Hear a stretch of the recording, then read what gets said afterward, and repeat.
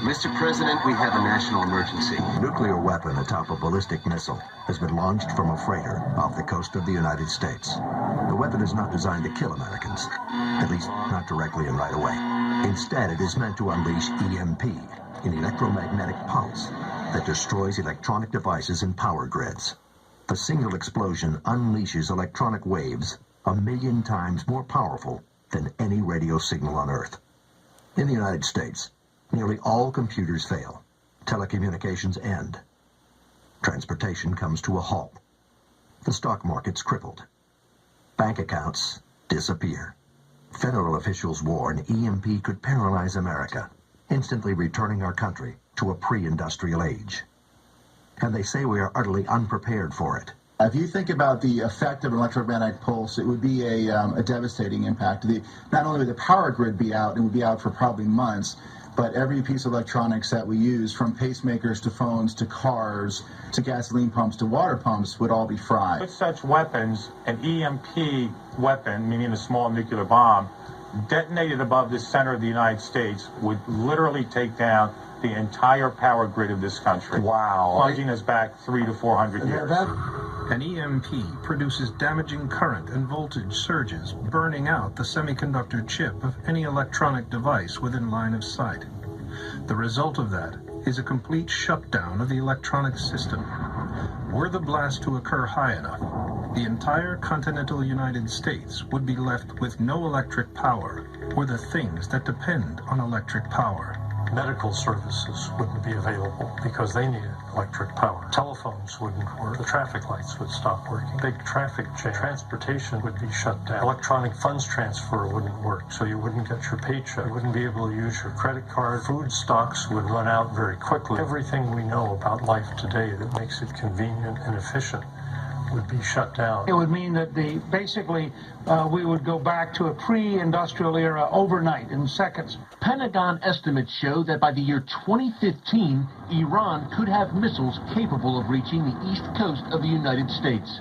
If the Iranians acquire a nuclear bomb, they might be able to cripple their great Satan even sooner through an electromagnetic pulse or EMP attack off America's coastline. Iranian military handbooks point out the benefits of such an attack, and Russia, China, and North Korea also possess EMP technology. Within a year of an EMP event, at least 2/3 of the American population would perish from starvation, disease, and societal collapse.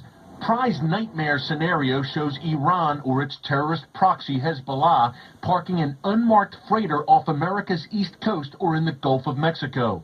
They would fire a nuclear-tipped scud above a city like New York, then immediately sink the freighter to destroy evidence of their handiwork. Former CIA double agent Reza Khalili spent time as a member of Iran's Revolutionary Guards Corps. He says the Iranians have conducted missile tests off of ships in the Caspian Sea that are consistent with an EMP-style attack.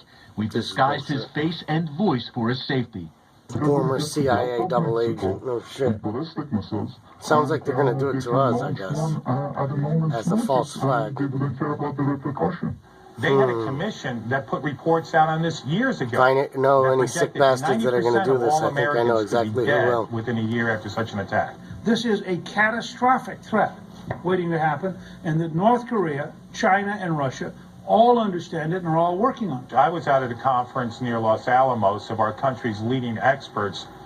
That was one worried crew. What if everything stopped working? What if you woke up one morning and nothing worked? What if there was no electricity? That's scary. No telephones, no cars. Buy your bottled water while it's running almost water. free. What if everything just stopped working? How would you contact your family? How would you live? How long would you live? The idea that we're going to suddenly be shocked one morning because one of these missiles has a nuclear weapon and does something that dramatically changes America, I think is a very dangerous idea, and I find it very difficult to watch the U.S. government be passive as the North Korean dictatorship continues to develop its capacity to deliver nuclear weapons. Or what are we working on to prevent it? Nothing. We in the West, in the democracies, have a propensity to lie to ourselves, just as we did in the 1930s about Adolf Hitler and about Nazism.